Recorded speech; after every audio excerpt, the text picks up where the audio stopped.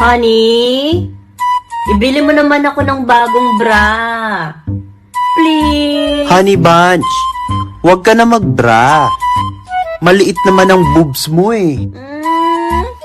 Han naman eh. Eh bakit ikaw naka-brief? Question.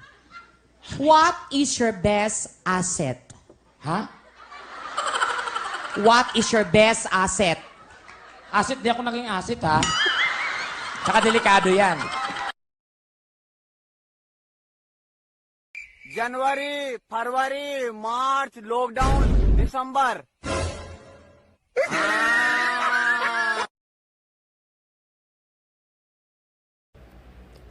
Kuya, Ilonggo ka ba? Paano mo nasabi na Ilonggo ko? Kita mo Tagalog yung salita ko, sasabihin mo Ilonggo ko. Grabe kang judgmental. May evidence ka ba? Dip ka?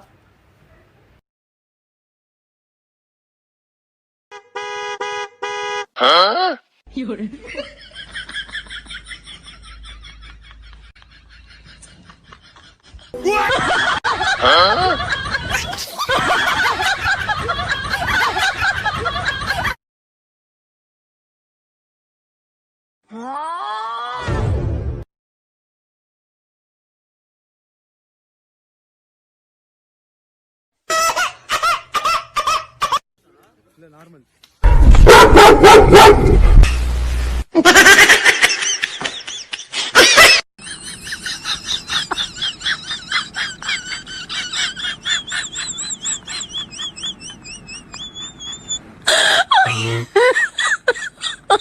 Oh my God!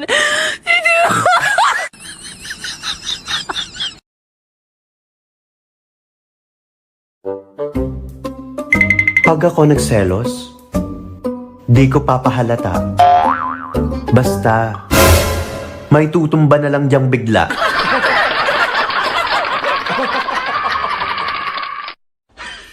Ayaw, di ma.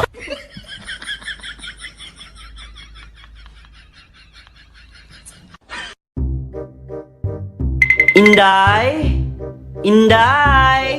Ay ma'am, ang ganda-ganda nyo naman po ngayon. Wala po kayong katulad. Nagtataka lang ako, napakalaki naman ang internet bill natin dito sa bahay. Pareho namang office phone ang gamit namin ng sermo. Ano pong problema dun, ma'am? Eh, pare-pareho naman po tayong phone ang gamit sa work, di ba, ma'am? Kayo talaga. Alam mo, Inday, may tama ka. Ibabawas ko na lang sa sweldo mo.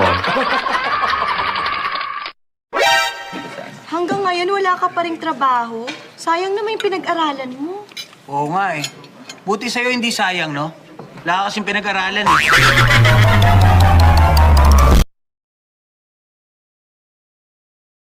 Anong apelyido mo, iho? Alam niyo na po yun, sister. Hindi po kasi ako mahilig dun eh. Tsaka, lagi niyo pong hawak yun. Sus, Mio? Bayag ang apelyido mo? Sister naman. Rosario po.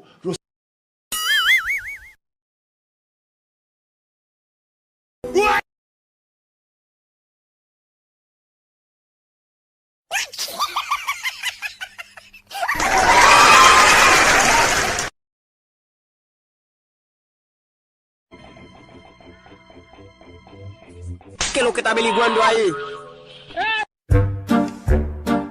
Inay, kapatid ko po ba si Ninong? Hindi anak.